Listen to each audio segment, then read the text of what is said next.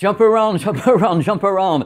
Bonjour, bienvenue sur ma chaîne YouTube PP World pour une PP News. Je ne sais pas si cette PP News va vous énerver, vous agacer, vous rendre joviaux, vous rendre jaloux, j'en sais rien, je me lance. Je vais encore parler du 8K.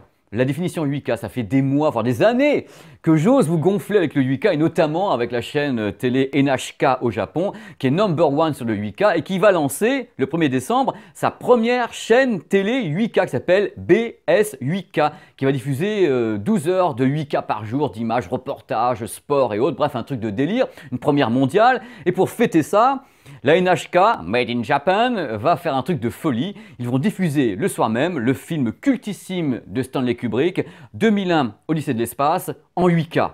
Alors là, c'est juste de la folie furieuse. Alors là, vous allez me dire maintenant, mais Pépé, mais comment est-ce qu'on peut avoir du 8K avec un film de Kubrick qui date de 50 ans? Eh bien, c'est tout simple. D'abord, numéro 1, c'est exclusif à NHK. Ils ont fait le travail pour eux, hein, donc c'est une première mondiale.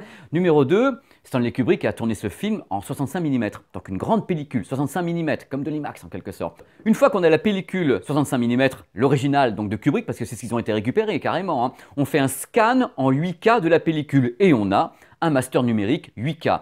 Alors là, vous me dites, ça y est, ça y est, on est foutu, ils vont scanner tous les films en 8K et nos Blu-ray disques Ultra HD, 4K, machin, on va se faire des colliers de nouilles avec. Non, vous ne ferez pas des colliers de nouilles avec, je vais vous expliquer pourquoi. Parce qu'en effet, quand on a une pellicule 65 mm, on peut techniquement la scanner en 8K. Ça a son sens, parce qu'il y a beaucoup d'informations sur ce type de pellicule qui est très très large.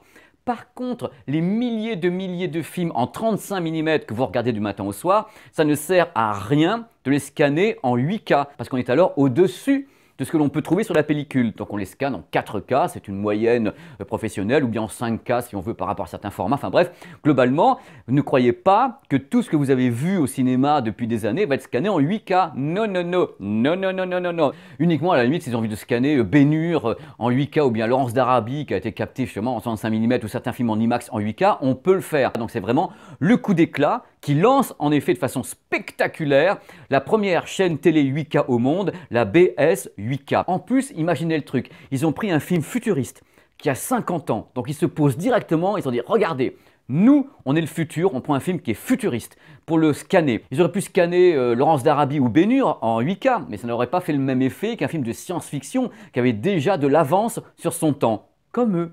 Tout simplement. Donc la boucle est bouclée, moi je dis chapeau. Je regrette de ne pas être à Tokyo chez mes potes de Sharp pour le voir directement sur un bel écran 8K. C'est pas pour rendre jaloux le monde entier, c'est pour dire que c'est possible. En même temps, faut pas croire que l'Europe est à la traîne et que la France est à la traîne. Au contraire, on a beaucoup de tournages en 8K actuellement en France. Et la NHK est venue tourner d'ailleurs en 8K en France, mais c'est après qu'il y a un problème. C'est-à-dire qu'en effet, il y a le tournage, mais on n'a pas, voilà, on n'a pas la diffusion. C'est prévu pour peut-être 7 à 8 ans, on ne sait pas du tout ce qui va se passer, mais eux, sur l'archipel au Japon, c'est déjà une réalité. Ça serait une réalité le 1er décembre, d'où l'idée des fabricants de lancer des téléviseurs 8K actuellement dans le monde parce qu'il y a des plateformes qui sont 8K. Quand Sharp vend des téléviseurs 8K, c'est pour ça. Quand Samsung lance des téléviseurs 8K, c'est pour ça également. Donc voilà, ça bouge d'un côté. Maintenant, il faut attendre que ça bouge partout et là, c'est une autre histoire. On est déjà très très heureux d'essayer d'avoir de l'Ultra HD 4K en France et en Europe, hein. Suivez mon regard. Voilà. Voici cette petite PP News comme ça pour vous informer de ce qui se passe. Évidemment, la NHK va encourager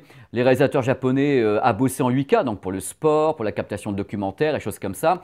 Hollywood n'est pas concerné parce que ça ne fonctionne pas comme ça. Ils sont en mastering 2K et 4K. Il n'y a pas d'idée de mastering en 8K à Hollywood. Mais en même temps, la NHK a raison de lancer sa chaîne en faisant ça. C'est-à-dire c'est un coup d'éclat magnifique, merveilleux, artistique, technique, moi j'approuve et encore une fois, vivement que je vois ça.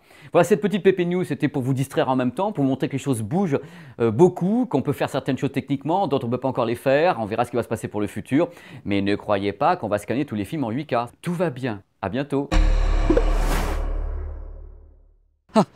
Mais dites-moi pas que c'est pas vrai quoi. Je vais entrer chez Sennheiser ici en Allemagne, directement au siège. Mais c'est un moment de rêve pour moi, voilà. Déjà, je suis sûr que c'est meilleur que partout ailleurs. La cantine Sennheiser, je suis sûr qu'on mange déjà mieux qu'ailleurs. Et puis là, regardez.